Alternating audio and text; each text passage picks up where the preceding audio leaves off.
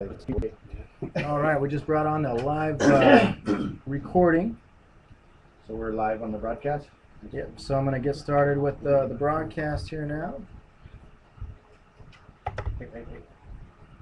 right, guys, we're going to go live here shortly. Thank you, viewers, for tuning in and watching us. This is Get the You Factor What's up? with Mike Driggers and Nicholas Fordham. This is Nicholas Fordham. This is Mike Driggers. That's Nicholas. We just got back from New York. We're going to hear about it. Yeah, just got back. I'm Nicholas, by the way.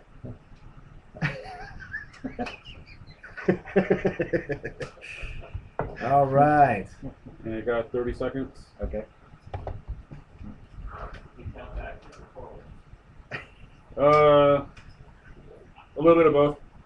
Meets halfway in the middle. I'm 15 seconds behind you. How does that work out? He's 15 seconds ahead of you. 10 seconds. Yeah. I can't see much. Very. There you go. Scoot over.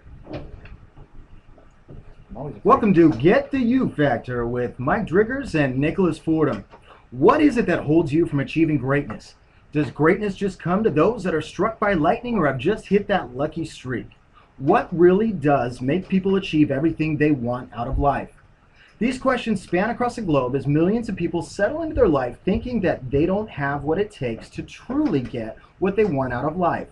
Simply put, most people just give up on their dreams and aspirations to move forward with their repetitious habits that have been cemented around their lifestyle. Is this because they don't have what it takes to achieve their goals? The answer is no. You do have what it takes to accomplish anything you truly desire, and it starts with finding your inner you. With Get the You Factor, we go step by step in educating you on the key principles to achieve anything you want out of life. By tapping into our resources and following along with our weekly broadcasts, we will guide you through a journey of self-awareness and self-improvement. We will take you deep into your mind to determine what your mental blocks are that are holding you back from your true potential. You do have what it takes, and we are here to help you prove it to yourself. So how's it going, Mike? I am fantastic. Had an amazing weekend. I flew out to New York and I spoke in New York and was able to talk and sit down with Teresa from our show last week on, managing chaos, moms managing chaos. So that was a really good time, and had some amazing times in New York, and took Gabby with me, my fiance, and she had never been there, and so we went exploring. But it was just overall a really good trip and long trip. It's like layovers and flights and delays. I think we were flying into New York and we had to circle around Washington for an hour just to be able to go land in New York. So, oh man. Yeah, so we were on a plane circling, and but even those red eyes, when you take red eyes, you think you're going to sleep. You don't sleep. Yeah. There's no way. There's no. You can make those chairs as comfortable as possible. Yeah, especially a big guy like me. I'm stuck in the middle or in the corner. And so, but it was good. It was a good week. How about you? Well, I tell you, the power of social media. I felt like I was there with you. I watched it on Facebook. I liked all the pictures, and I'm glad you were able to connect with Teresa. She was a wonderful woman, and Teresa, if you're listening, thank you for being on the show last week. Yeah, absolutely. That was a great show too. I walked away from that show. Matter of fact, I talked about it that, talking to, we talked about setting up a date night and with your spouse and managing time, and it really made me think about that. And so on the way home from the show last night, I called Gabby and said, I really want to set up a date night and start really putting our energies towards that, because we used to do it, then chaos, life, kids, everything started stepping in and took over. But the interesting thing is that I was missing it, and then when I asked her about it, what I found out how she had been feeling, and she was kind of feeling that I wasn't there for her, or I didn't really care, which is it was totally not true. I do, I still do. I'm still wanting to well, you just engaged to her. Yeah, exactly. So she, they and I need those reassurance sometimes, and the date night allows us to communicate and be with each other. So it's amazing how perception is from two different angles. Yeah, Absolutely.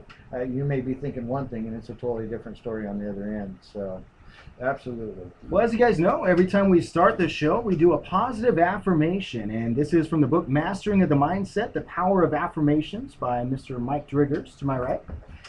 And remember, with each one of our positive affirmations, you want to recite them to yourself 3 times a day in the mirror. Remember, if you're doing it in your car, you're parked on the side of the road in a parking spot.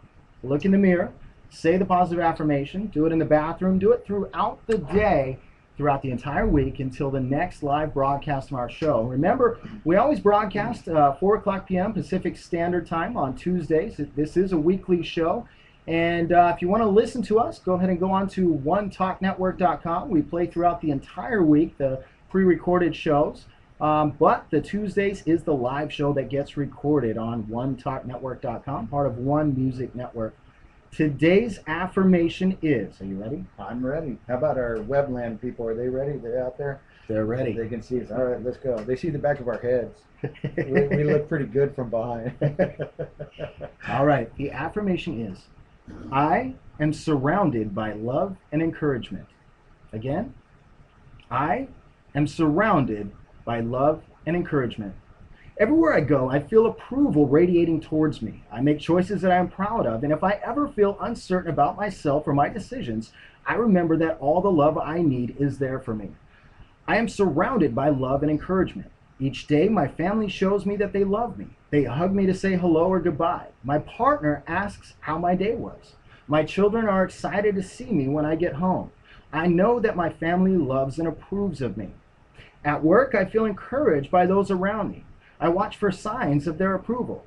Sometimes they express this in big ways, such as nominating me for awards or offering me a long-desired promotion. At other times, they encourage me by simply saying, thank you.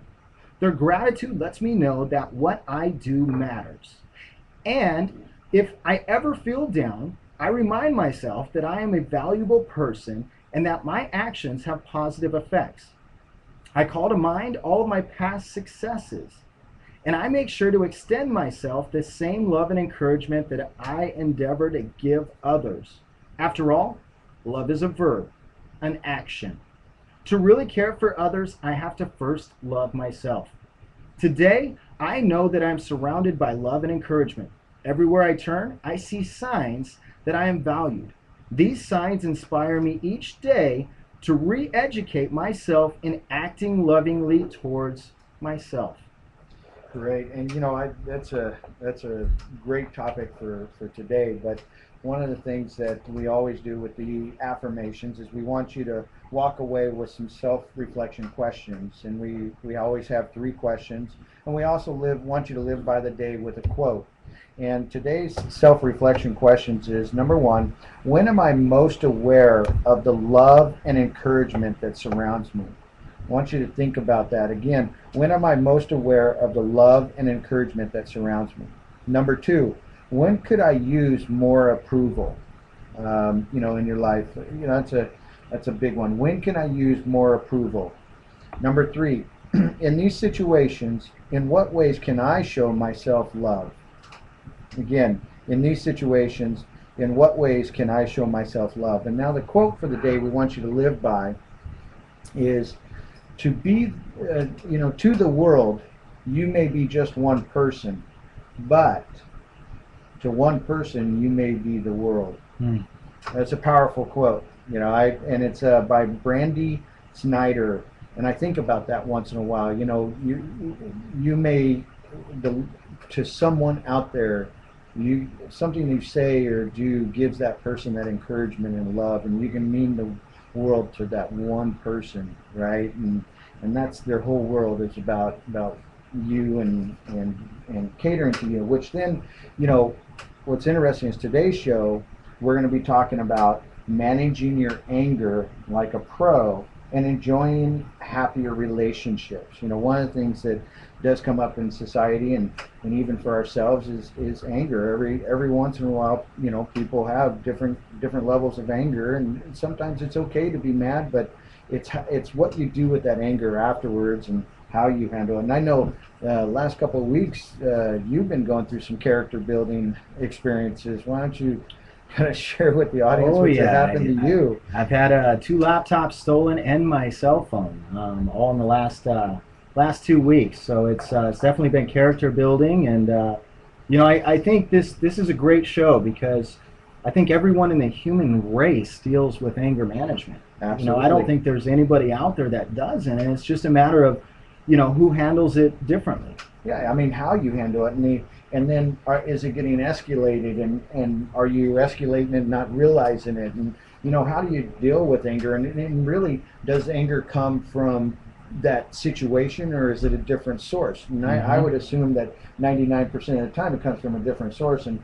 we have an expert with us today, and we're going to introduce him here in a little bit, but the topics and what we're going to cover throughout the show is, understanding your anger is one thing, the myths about anger, and then the importance of controlling anger, not just from a mental but physical as well, and what it does to your body, but how other people perceive you, right? And we're going to have some tips and and then some suggestions, and that's what today's show. And so we have a special guest with us, and his name is Terry Gilbert.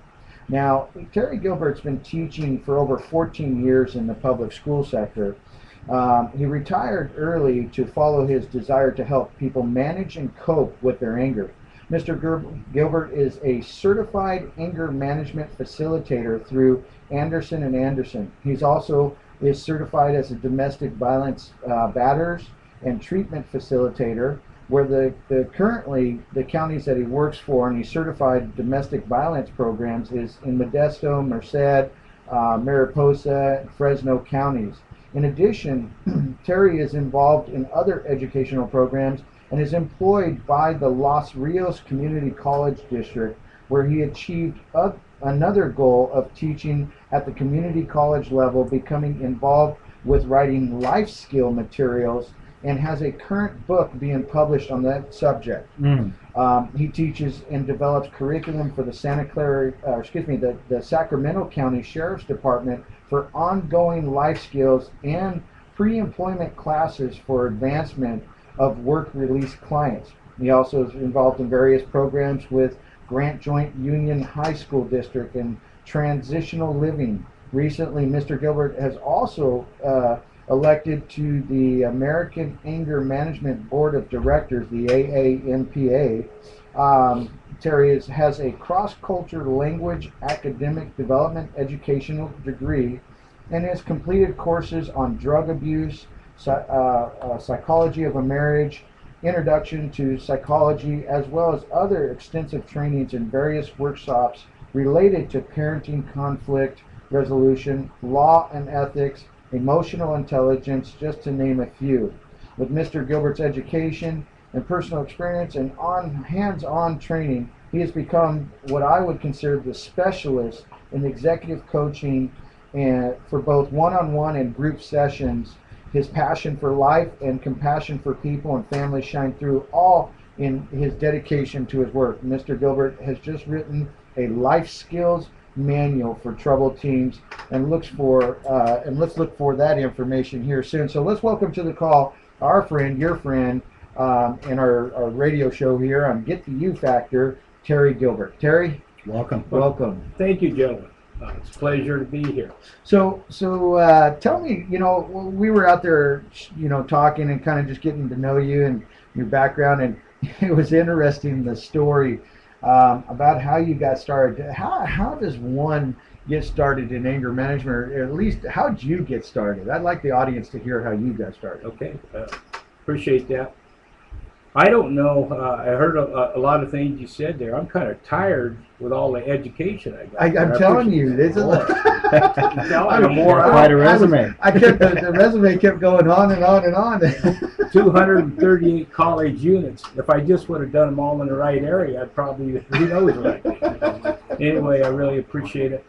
I think a lot of us, our emotions are something that's so hidden in us because we haven't learned about it. So now that we're beginning to really tap into it, and that's what anger management is to me today, it's learning about your emotions and in combination with your IQ and that side of you. So I never had a problem because I was well educated. Everything I did, I was on top. So I was a high school athletic director. I had 5 principals in 11 years, and so they brought this principal in to clean up the campus. I'd heard that before. I was standing out on the football field, and this principal came out and said something, and they just had a vote about 3 days earlier for the most popular teacher on campus. I think I got the award because I think all the kids were hanging out smoking pot behind the greenhouse. I was an ag teacher and the athletic director, so I thought I was pretty hot stuff. So this principal came out and said something to me, and I said, you know what? I'm going to put an X on your forehead and drive it to your rear end. So I said, you say one more word, I'm going to hit you. He didn't say another word, thank God, or I would have lost my credentials and everything. So he didn't say anything, but the next day I was told by the superintendent of schools and him that I had to go to anger management. So they put me in a batter's treatment program, and I was sitting in with people that were knifing their wives and hitting them and stuff, and I said, what is this? So after 12 sessions, I decided I could teach this better than they could. Got into the field. So I guess the story is this. It doesn't matter what happens to you, it's how you handle it. It's I've got to have my own private business for 11 years now, and it's just been really exciting. I think you can prepare for education all you want, but is where you really learn is working with people, as you two know. So it's a pleasure to meet you here today and hear of your ventures, and we'll just do that. But it's really been an eye-opener for me. So I think I do it. I've told my customers before, I don't call them clients, I call them customers, so I got to try to make them happy and teach them things. So we talk about anger and what it is, tips to managing it, stress management, emotional intelligence, how we change as we become an adult, and then how do we communicate it different. So those are our 4 areas.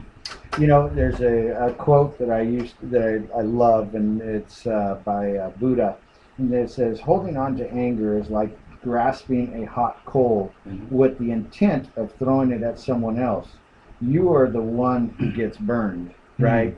A lot of times people, they hold anger into them, which then builds up and creates, and that's one way of anger. Tell us a little bit about that, you know, how people can, you know, release and how that goes on. All right. Well, I think the first thing you got to do is you got to be self-aware that you even got a problem. See, that was my problem, was that I always believed that I was smart. I didn't listen to my emotions as much. I knew I had feelings and stuff. When I was upset, I'd go to some kind of different thing, and so a lot of people use drinking and different things, and so you release your things. And I think the word that you said earlier, do we have a problem in one area and take it someplace else? It's the biggest word in anger management, so it's called displacement.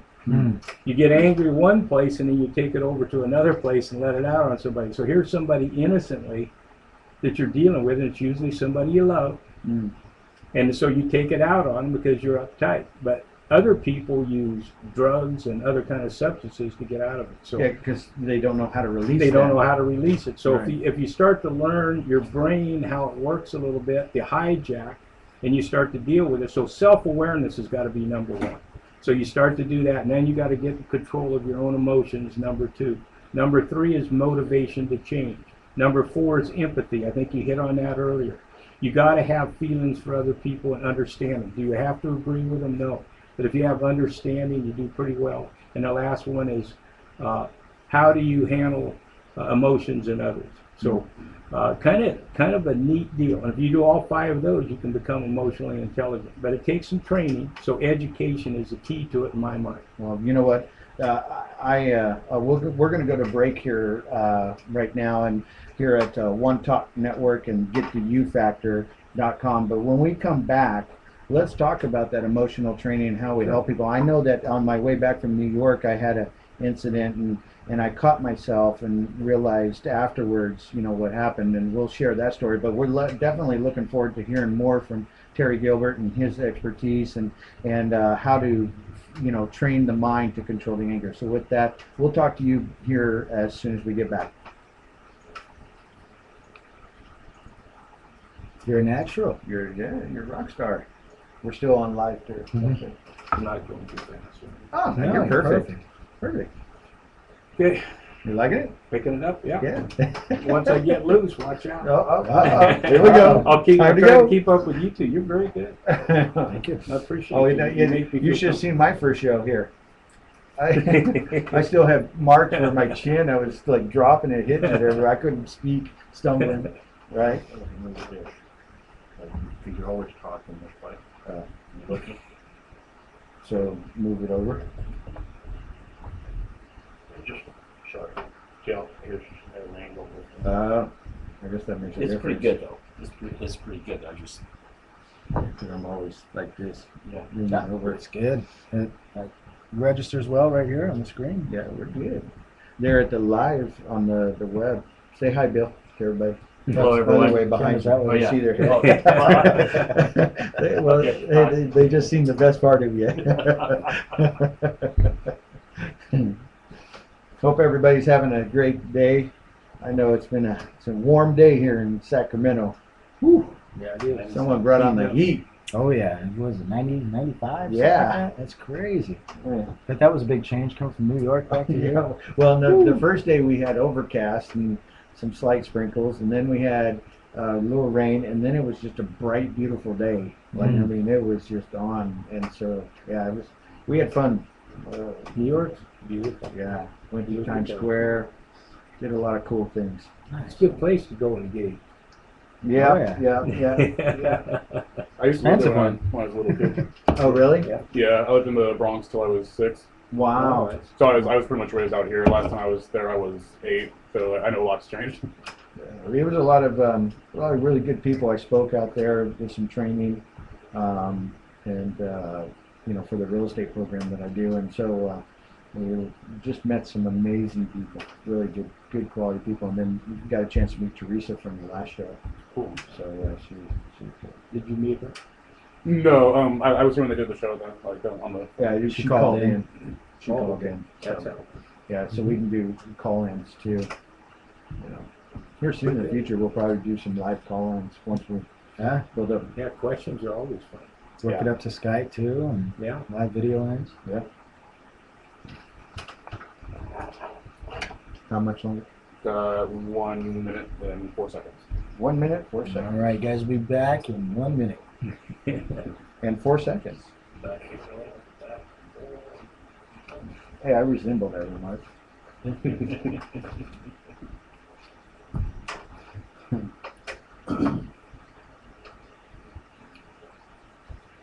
So when we come back, I'll tell a little story, and then we'll get into the changing, and then any stories that you want to add in. Yeah, it'll open up by itself. Very good. I got a story for each one of those 5 things I told. Great. Great. So if you ask something particularly, I can give you the story. Well, we'll just You go have off to the. think then, or motivation, or Yeah, we'll the just one go- handling emotions and others is a great one. And we'll talk about the myths. Anger should always 10 be seconds. vented, Okay. and it's 5, unhealthy to 4, hold anger. 3. Welcome back to Get the You Factor with Mike Driggers and Nicholas Fordham. Today's show, we're talking about anger management and helping to develop your relationships by controlling your anger and manage anger like a pro and enjoy happier relationships. And even though you guys all out there listening are learning something new, it's amazing how each one of these shows actually hit me. When I'm listening and conducting these shows, it's learning lessons for myself. And so, everyone that's out there, I invite you to take this journey, take the voyage, and register on the website, GettheYouFactor.com. Take a look at some of these worksheets that we go through as we're discussing the different topics on the show. All of these workbooks we put in the members area on GettheYouFactor.com. And of course, for those of you watching, we do broadcast live on video on GettheYouFactor.com. We've got our special guest today, Mr. Terry Gilbert. Terry, thank you so much for being a part of the show. My pleasure. Yeah, and as we went to break, we were talking about the different ways of controlling the mind in converse, in that anger process. And I was talking about there was something when I was coming back from New York. We had gotten off the plane. We had 2 hours of layover, and we're sitting there. and there was this plane sitting at the where you get on, right, the runway, and we're at the gate and we're waiting, and this particular plane's going to Ireland, and it's getting close to our time to leave, and that plane hasn't left yet, and I'm like, something's going on. So I run over and I look at it, and they switched our gates, and somehow they didn't inform us, or maybe they did and we weren't listening. There's so much going on. So we ended up having to go to way on the other side, and we had like 10, 15 minutes. And we're rushing over there, and I'm so focused on trying to find our gate, and I don't have my seeing eye glasses because I can't see far away, right? Up close I can. And matter of fact, you're looking pretty handsome for, I always far away, I couldn't tell, but you're a pretty sharp guy. Anyway, so as we're getting closer to the gate, Gabby, my fiance, she's talking about these tablets at the bar. Each bar and each station had these tablets, and you could order from the tablets, and really cool. We saw it when we came in, and we took pictures and thought it was cool, but here she's wanting to talk to me, and I'm like so focused on trying to get to the gate and trying to find it, and I'm worried about, are we going to get there in time, boarding, all these things going through your head, and so she's and I said, yeah, honey, right now I'm focused on the gate, okay? And I kind of snapped at her a little bit, not too much, but enough that it made her come up with a comment that, you're not an easy person to fly with. And I was like, wow, where'd that come from? And because usually I'm not, and I just, at that point it hurt her, but and it wasn't even her that I was upset, because I would want to know about and be with her, but the fact is I was mad because of the situation. And it brought it back to, it just happened to be her being there to take the blunt of it, and that was wrong of me, and I feel bad for it, and so I apologize to her, and continue to apologize for it. But I think that's a great story there. Here's what I've learned in that part, though, is that I make those mistakes myself. I try not to, but here's what I've learned to do. If I say something or do something that I know I did wrong, I'm getting in touch with my emotions, right? Right. So if I go too far, I go, dang it, and then I forgive myself immediately. So, you can tell that story over and over, but I think you're done. I think she knows that. Sure. She's happy again, because now you made date night and stuff. Sure. Fantastic stuff. You wouldn't have made that game without that feeling. Sure. So all of it, if you get that feeling, you just forgive yourself if you make a mistake. If you just hang on to it, it keeps happening over and over. Right. And I think you brought that up. So I've learned to forgive myself. Dang it, I made a mistake. Just stop when you're in the middle of that. Forgive yourself, and then get right back to a calm down state. So sure. That was well done. And a lot of people, and it's funny because a lot of people, and especially I think in men in society, you and I were talking about this, is our egos tend to prevent us to open up and say, I'm sorry, right? Right. Which our next show is about that in next week, and maybe we should have you on for that show too, right? So, but it starts there, and it is taking that moment and saying, you know what, I did make this mistake, and there's nothing wrong with saying you're that's sorry, right? And you release it. It's more not just for the person that was involved, but because your inner body, your mind, your subconscious mind holds on to that, and your body starts to deteriorate with that negativity, right? We talked about it on the show before. When you have all this negativity being pushed to frozen water, it changes its mechanism, right? Or the what do you call it? Dr. Otto, I believe. Yeah. And it would change. And then when you put positive,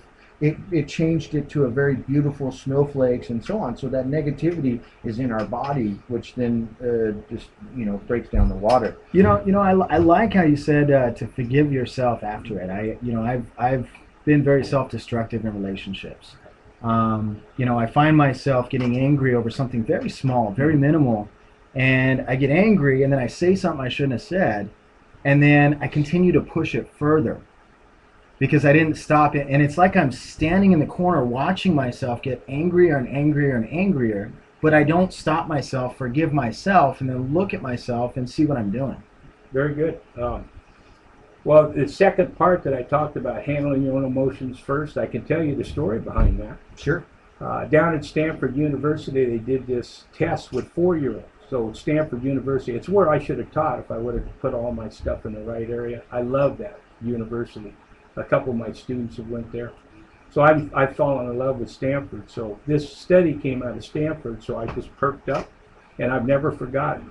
So they brought these 4-year-old kids in, and the guy that was ahead of it, they found out they all like marshmallows. It's called the marshmallow test. So they brought them in, and they put a plate out, and they says, now if you want a marshmallow, you can go ahead and eat it. So they made sure that the kids didn't get in trouble eating the marshmallow. So they looked at it a little bit, and he says, "Now hold it. Now I'll tell you what. I got to run an errand. If you'll wait until I come back, I'll give you 2 marshmallows." So a third of the kids just grabbed the marshmallow and ate it. Didn't feel bad. They were hungry. A third of them looked at it, nibbled on it, put it back, kind of manipulated, which is on a negative wheel. And anger management, manipulation, controlling, interrupting, all those things. A third of them jumped back, played games, looked at it. When he came back, he gave him a second marshmallow. They didn't know what this meant. So 14 years later, these kids were now 18 years of age and graduating from high school and going to college. They gave college entrance exam. The kids that could wait for that second marshmallow scored 210 more points on a college entrance exam. Wow. So Daniel Goleman went to Princeton University, who does the test, and said, "What's this mean?" He said, "That's the difference between college track and maybe dumb bunny class. It's tremendous on a test." So this ability to wait instead of react. So they went back and looked at it, and they were the most popular kids in campus. They got in less trouble with the law. So just waiting 7 minutes, I think, is what he was gone. It had big effects on these kids. So I tell people all the time, if 7 minutes isn't long enough to wait before you start to get into it, wait 14. Sure. Sometimes I've had to wait a lot longer than that. I think we all have. Sure. But when you start to become aware of it, you forgive yourself, guess what? You push forward, and then you become aware of it. You can't become aware of it until we start to talk like we're talking here today, and we share information, your story, your awareness, a little bit I know. So isn't that a great story? That is a great story. So you just wait, and it's just that one I think about all the time. Don't say anything right now, just wait. Well, you know what I love about that story? For one, this particular show, it's a great analogy, but also I've always talked about, keeping that you always adjust, you're always off course in life. So constantly adjusting with personal development and, capturing the emotions and capturing yourself or catching the things that you do or say, and adjusting and adjust and adjust, a lot like, and I talk about the shuttle, the rocket going to the moon is always off track. And if it's off 1%, it could be millions and millions of miles off track. So they're always adjusting. And here's that 7 minutes makes a huge impact on somebody's life. And now you think about it when it comes to anger and holding it. One of the stories that I've read and I've always held on to, and it helps me control, because the anger and catch it more often, was that someone told me that anger is like a wooden fence, and you're driving nails into that wooden fence. That's the pain that you drive, or something you do. And when you say you're sorry to someone, it's like pulling the nail out. But the hole is still there in the fence for that individual. And then not only that, the hole's in there for you. And having that, you need that wood putty, that forgiveness on both sides. But if you do it all the time, you're putting all these holes in the fence on that, whoever's taking the blunt, so your spouse or your kids, they've got these holes and they hold on to it. And that's those emotional negative triggers that stay in the mind that come back later. And one, forgiving yourself and adjusting to not do it anymore, but finding that wood putty to fix the holes for your kids and your spouse is critical. So true. So tell us a little bit more about, you talked just before we went to break about, I think it was 5 different ways of controlling.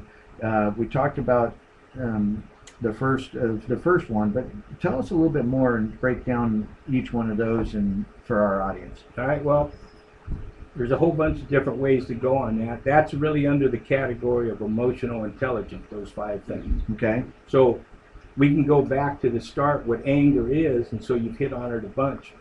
I've talked to a lot of people in this profession, says, like I'm wearing my shirt today, people go, "Oh, you're an anger management teacher." And I go, "Yeah, well, I don't need it. I never get angry." And I go, well, according to who? So I always want to know what a definition of it is. Sure. Because based on 8 basic feelings, all human beings get angry. And our filter system is how we're raised and who we were around. Right. So anything learned, so we're saying anger is learned, can be unlearned, we can put in a healthier coping. And so that's what you're doing with forgiveness, forgiving yourself, learning that you're not going to go off and go to rage. So the real key to this whole thing and the safety rule is it's 1 to 10. 1 to 10 on the anger scale. I don't know why everything's 10. Do you? Maybe the movie 10 came out. I haven't figured out why. They're in alignment. That's it. Yeah, I don't either. But 1 to about 3 or 4 would be stage 1. 3 or 4 to 7 or 8 would be stage 2, or a body feeling or a signal. So you got to get in touch with it. 1 out of 3 people go from stage 1 to 3, which is rage, and go off the charts. And they go, well, I didn't even know I had a feeling. So could you get aware of your feelings? I say yes, and that's where we can really work with them on their feelings and getting in touch with that. So that's stage 2. So I have stage 4, which is the most important. And so I've got this in my safety things. I got it on my card and stuff. It says, respect yourself, even if somebody else disrespects you. This whole society has got this thing that if somebody disrespects you, you're going to go off. Well, it's going to happen. Yeah. Because you don't know what they're on or what happened to them that day. So kids, in general, if somebody looks at them tough, throws up a sign or something, there is kids shooting each other because they call it respect. So I think real respect is you respecting yourself even if somebody else disrespects you. So that's what I teach. Respect yourself even if somebody else disrespects you. Right. So that's stage 4. So one smart kid goes, well, how come 4 is after 3? Mr. Gilbert, you got it upside down. I looked at him and I said, So I gave him this answer. Well, there was this old dead skunk in the road, and we were going up to Lake Almanor out of Chico when I was a kid, and so the parents would keep us busy, and so we started counting off. I 1 it, I 2 it, I 3 it, you 4 it, I 5 it, I 6 it, you 7 it, you 8 it. When you said you ate it, we all laughed at him. You silly guy. So then we go, there's an old squirrel with maggots on him in the road. I 1 it, 2 it, 3 it, 4 it, 5 it, 6 it, 7 it. Do you think that guy say ate it again? He says, no, I jumped over it and you ate it. So I told him that story. So you go to a body signal, jump over it, respect yourself, even if somebody's disrespecting you. And guess what? You almost got to walk away feeling like somebody got over, but once you do it, you go, man, I feel better. Well, you know, Les Brown has a quote and a story, and actually it says that the opinions of the people's opinion of you should not become your reality. Yeah, that's perfect. And I like that. And one of the things he talks about is that, you know, is that if I came into your house and I poured garbage, and I've talked about this on the show before, that if somebody pours garbage on your living room and you stomp on it all over, that's going to piss you off. You're going to be pretty mad, That's right? Right. Right. But that's what happens in our mind all the time. People are putting garbage in our mind, and a lot of this anger, you know, stems from a lot of stuff that's happened in the past. And, you know, well, there's 4 myths out there about true anger, you know, and that is, you know, myth 1, does anger always, should it always be vented, right? It's unhealthy to hold in anger, as we know, as a feeling, but should it always be vented? The next one is myth 2, being aggressive, angry, and intimidating is just a way of being strong, which comes back from, you know, a conversation you and I had about the men in the early ages and our older generation and what they were taught. And then myth 3 is my anger is beyond my control. I can't do anything about it, which is another myth. And then number 4 is anger management is all about suppressing my feelings of anger. And so these myths, I want to talk about that. We're going to actually go to a radio break here. And here on One Talk Network and Get the You Factor, and we've got our special guest Terry Gilbert with a whole list and slew of credentials. I think it was like the page kept going. My eyes started blurring, but he's bringing out some very valuable points for folks out in the show today. And you know, I'm going to go ahead and we're going to go back to a break. Before we go to break, here on One Talk Network and the Get the You Factor, think about this quote. Anger is an acid that can do more harm to the vessel in which it is stored than to anything on which it is poured. So let's go ahead and go to break, and we'll come back here in a minute. Good job. So when we come back, we'll talk about the myths, and then let's get into some of the other good principles. Okay, good. Good stuff. Yeah. Good stuff. Yeah. Any place you want to go, try to flow with it. Yeah, one of the questions I'll ask you near the end, or Nicholas can ask you, I'll let you ask him, Okay. is what questions should we be asking? Right, that'll be the question. Okay, good. That's good. So this way in the audience, and then we'll actually want to have you talk about your stuff, and how does someone get a hold of you, and where, and so on. And we'll make sure that we get a link on our site to get over to you as well. Okay, appreciate it. Yeah. Anything we can do to help out, that's what it's all about, isn't it? Yeah. At some time, money is some part, but if somebody gets it, that's all we need. Yeah. But guess who's going to change. get it first, gentlemen? We're the ambassadors right here in this room. Yep. So we got to be walking ambassadors. So we got to get it. I never liked that part. I could tell other people, but do I got to do it too? Oh Yeah. my God. So I'm doing pretty good with it. Yeah. And we'll talk about the at the end, near the end. Do you want to touch on stress at all? Yeah, How it let's do plays that. into it. Yeah, I wanted to jump into stress a bit. I can Because give you the that's, definitions and some things you can let's do do that. real quick, and then you could put 50 things. I got 50 things you can do for stress. Maybe you could cool. add that to your site or Yeah. something. Or Yeah. you're welcome to have it. Well, Well, kick off we'll- the no, laptop we'll- thing. Yeah, play off the stress. Yeah. Mhm. Well, So we just give them a couple and tell them it's there, and they can look at it. I mean, they're pretty simple, but they should know what stress is, and you got to feel it in your body. So let's come back from the show talking about the myths, and then I know a big part to anger is stress. Mm-hmm. And segue into it. Okay. Perfect. Yeah, I think that's a good one. Yeah, especially in today's society with the economy and everything that's going on. Yeah. It's rampant. Yeah. Sure. Oh, my goodness. It just doesn't quit, does it? Yeah. You're always going to have some. Yeah. But maybe that's what drives us. Maybe. But too much, It's like a pressure cooker. that's it. You can't do it. You got to count our blessings. Look at us. We're all sitting here healthy, Go to a positive one. Yeah, it's been fun. Got a minute. How much? 1 minute. I heard 5. I'm like, what?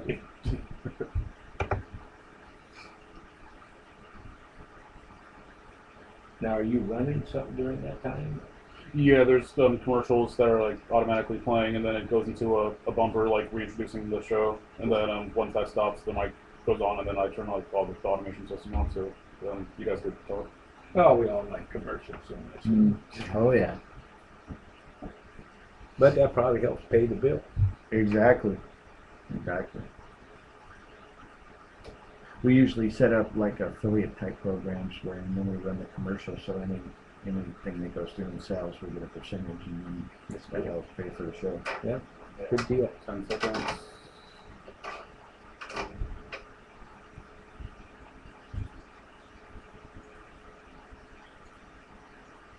To what?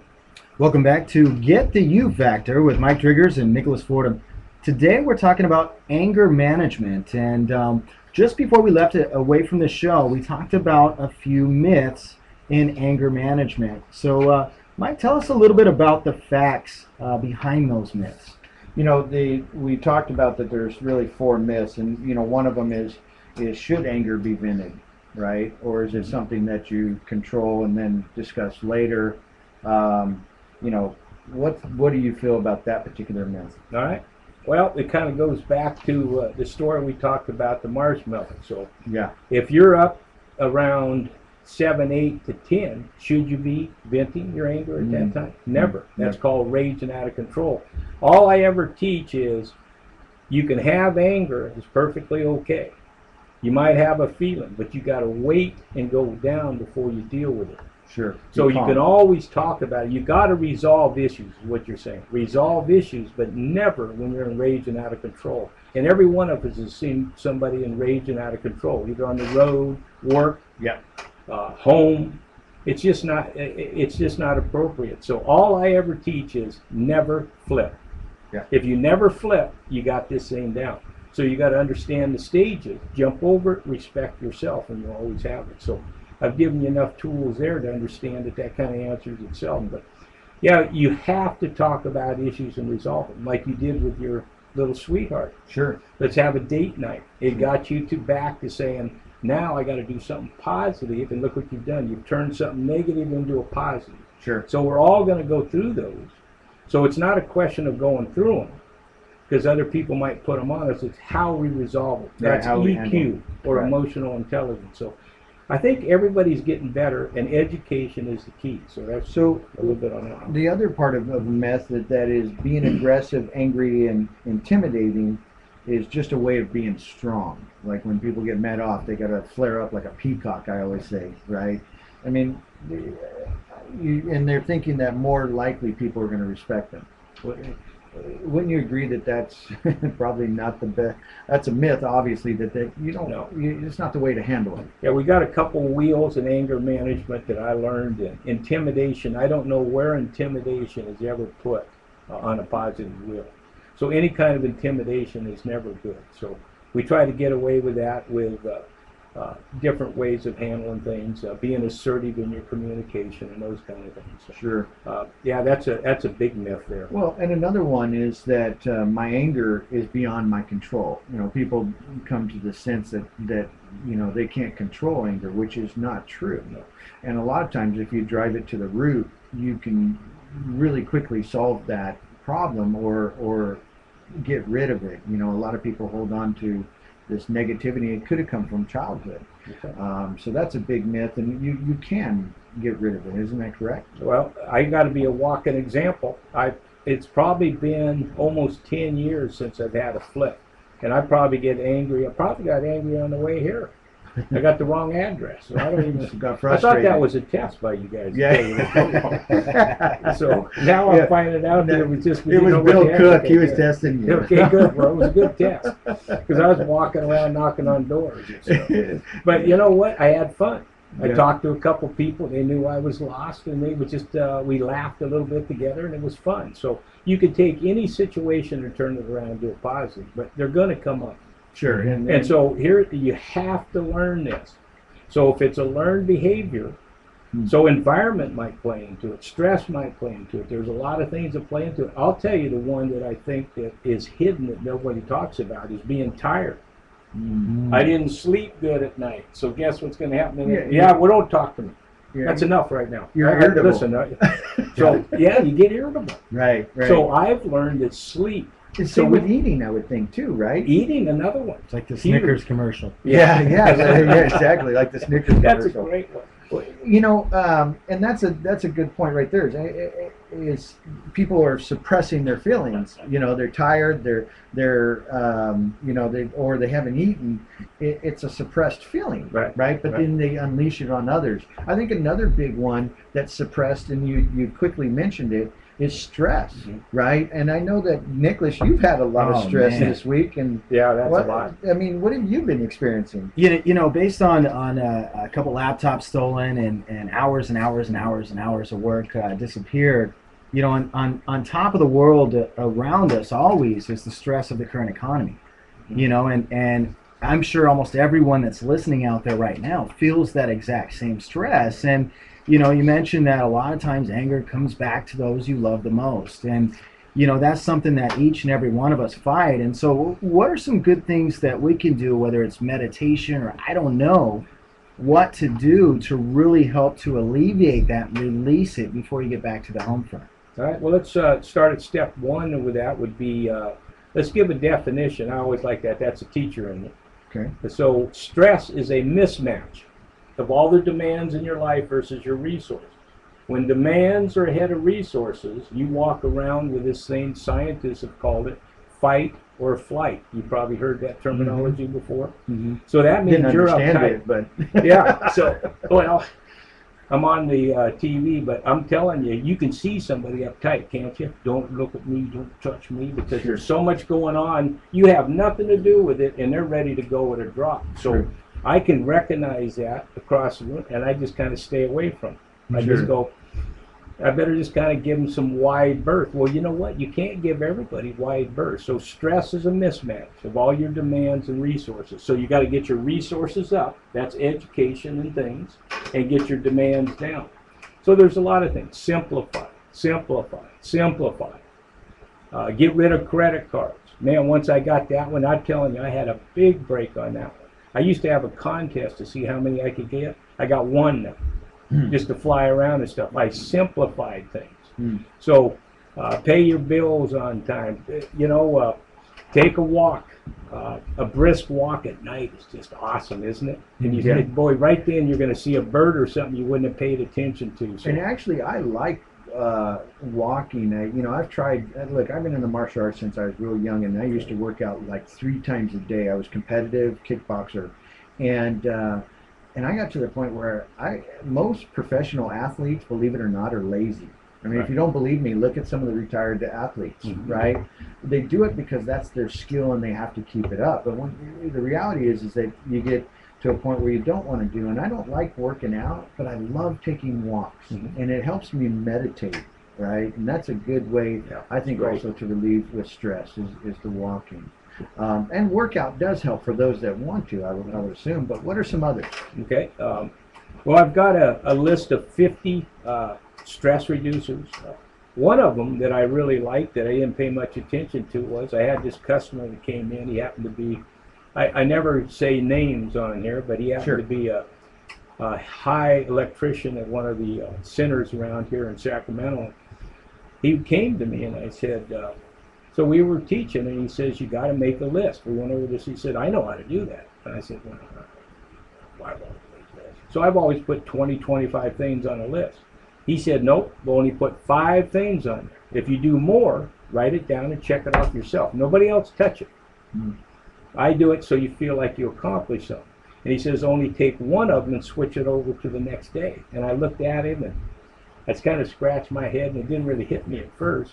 And there was this lady sitting in the class that had 2 kids. They were twins, and she just had them, and she was stressed out of her mind. So she was in anger management. Wonderful person, but she was stressed. Sure. So she listened to this guy tell the story. That's the advantage of a small group. And so the next week she comes and she says, boy, that list making really works. So maybe how you make a list is important, because you can get frustrated if you got so many things to do that you don't get them all done. So keep it simple. It goes back to that same thing. So you can kind of tie everything into the same thing. Oh, you know what? That's so funny, because I have a particular list, because as a high performer, you're always on, and you've got so many things going on in your life. Managing that chaos is important. And I have I went through a program on high performance, and I have a checklist, and then I break it down like, I have 3 main things I need to accomplish that day. What are the tasks that need to do to accomplish it? And then who do I need to rely on to be able to accomplish that? And I outline that day, each day. And, you know, it's interesting. I think that you could even apply that to just everyday life, right? I've got to do these 3 top bills. What do I need to do to make sure I got to have my checkbooks, or I have my kids, I got to manage their activities. You know, I think, and then going back to simplifying. Right? A lot of times people feel overwhelmed because they've got so much, but they don't really break down what they have and break it down into smaller segments. But I think that helps in that stress. What are some other things? Because I know that's a big topic, especially with the economy today. A lot of people are just stressed out, you know, and you can see it. You can see in the news a lot of the activities, things going on, and it just seems like everybody's just on the edge, you know. And what are some other tips that maybe help people? You know, at first we've got them recognizing it. Now you've recognized it. What do we do next? Okay, good. Well, I think handling emotions and others is a big one too, and so we haven't really dwelled on that. So if you got a quick minute, I can tell you the story. Daniel Goleman was in New York City. Isn't that amazing? And so he's a big-time speaker. When he comes to speak, he gets $50,000 for a couple hours. Sure. Oh, I tell you what. So he teaches emotional intelligence. He had the best-selling book called Emotional Intelligence. Fantastic guy. And so I've studied a lot of his works. Well, he was in New York City, and he didn't have his fancy car. He's a Harvard University professor, and he studies the brain. I've told students before, wouldn't it be nice to look at a brain? Can you imagine, how do you even get a brain? Sure. So he studied the brain and how it works. So he was in New York City doing a talk, and he didn't have a car. And so it was a hot day in New York City. It was hot and muggy, and so he went down to get on a bus. This bus driver did something really funny. He jumped off the bus and says, "Oh, what a beautiful day." Everybody was looking and said, man, this is hot, sticky, don't look at me, don't touch me. They were all uptight like we get. This bus driver jumps off and says, "Get on." So he gets on the bus, and he starts talking to everybody that gets on that bus the same, treating everybody like they were important. So the bus takes off, and he says, "See this little shoemaker off to the right? He makes shoes. Don't go to these high places and get shoes. Get this guy to make you a set of shoes before you get out of New York." So he's looking like this, and he says, "Ooh, see this Asian tower over here? They got a show over there, acrobatic show. You gotta see that." And he's going, "Wow. Oh, Mamma Mia, Italian cuisine here on the right. You gotta eat here." And so pretty soon we're at the end of the ride. Remember, I didn't even want to get on that bus. So the bus driver gets off, shakes his hand, and said, "It was beautiful having you on this bus today." He got up, adjusted his belt, and says, "It was nice being on his bus that day." He called that man an urban saint. He said, "We need more people like him. We need people just to do their job better." What you guys are doing here is fantastic. This gentleman over here doing his thing. It makes for a nice thing. See, that's what makes things work. We all got to quit worrying about everybody else and do our job a little better. And then if you don't like that, move up to the next level. So I love that story of being the bus driver. Yeah. Can we just be a happy bus driver? I mean, if I go to one more counter and get treated like I did. I remember when I first got into anger management, I was paying the woman at the counter, and she said, "Well, you know, Mr. Gilbert, 98% of all private businesses fail." I looked at her and I'm upset, and I wanted to say something mean to her, and I said, "No, that wouldn't be emotionally intelligent." So I went over to her and I said, "Lady, what's 100% of one?" She looked at me and said, she scratched her head. It took a while. Pretty soon she came up with one. I said, "That's me. That's all I'm worried about. I'm going to make it." So 11 years later, I've been doing it, and I've never been so happy. Yeah. What looked like a bad thing is now a great thing. Sure. So what's 100% of one might be our question. I love that, 100% of one. And that's from our good friend Terry Gilbert of Capital Anger Management. And he's been sharing with us today a lot of the principles behind anger management and how to control and, how to eliminate and recognize. And, I think that's a big part of it in today's society.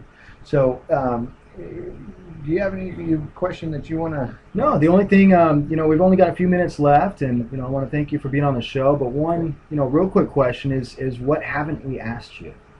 That we should have. Yeah. What have we haven't asked you that we should have? Well, I'll tell you, Ben, pretty thorough for being just the first time really getting to know you and stuff. I think we went over anger and tips to manage it a little bit. They all get deeper. I just want everybody to get out there, and there's a lot of stuff on the internet now. It doesn't have to come from one person, but education is the key to change, and everybody needs different people to do it. Stress management we went over, emotional intelligence we went over, but the one that we didn't hit much was a little bit how do we communicate. So if this was a youth program, you'd hear iMessages and all these things. Those are pretty standard things, but one of the things that really, I got a 10-year-old late in life, and he's just the joy of my life, but I wanted to get mad at him a couple times because he likes video games and stuff, and so now I cutting back on that, but I'm requesting help. Instead of demanding that he does something, I request, "Can I get a little help from you?" So all of you out there, if we request help from our mates and friends and all of our stuff, don't we do better? So how do we communicate it? So we want to do it assertive versus aggressive, passive-aggressive, and passive, which is all negative. So get assertive. So I think communication might be the answer to your question there. And that was kind of a little bit of a wrap-up there on it. But There's a lot of information out there. Well, why don't you share with the folks how they can get in touch with you and you know, Okay. from your either your website, or tell the folks on the best way to get a hold of you. Okay, yeah, I think that's the best way. I've late in life learned how to do things. So if you looked up anger management, Sacramento, capital anger management, that's OL, should pop up near the top. Give us a call. We're pretty good about answering live or getting back to you right away. We like to meet all the emotion needs of our customers. So we've got a lot of youth that are coming in, but I always tell the parents, if you're coming in, come on in and meet us first, because here's what education is. You can't teach anybody anything until they want to learn. If they want to learn, they'll get it. So I always give them a free evaluation. Come on in and talk, and if they think they can listen, then I'm ready to try to give them information. Not tell them what to do, but give them information. So we're at your disposal all the time. Internet's probably the biggest one. We're on a court-approved list. There's other things like that, but that's good enough for now. All So right, Terry. we'd love to hear from anybody. Thanks very much, gentlemen. Awesome. Thank you Awesome. so Thank much you, for being Terry on the Gibbons. show, and really appreciate it. To finish the show out, remember these tips and more are on GettheYouFactor.com. We've got the top 8 tips on controlling your anger. And remember, this show, throughout the course for our educational radio video broadcast, combined with our online educational material and workshops, you will discover what has been hiding inside of you all along. Our program is built specifically for you to help you get what you want out of life. You'll be presented with key fundamentals that will guide you through anything in life and help you to respond in a different way, a new way, a way you factor to be the best possible way for you. Thank you guys for listening in to GettheYouFactor.com. We'll see you on the next show. Bye for now. Great show.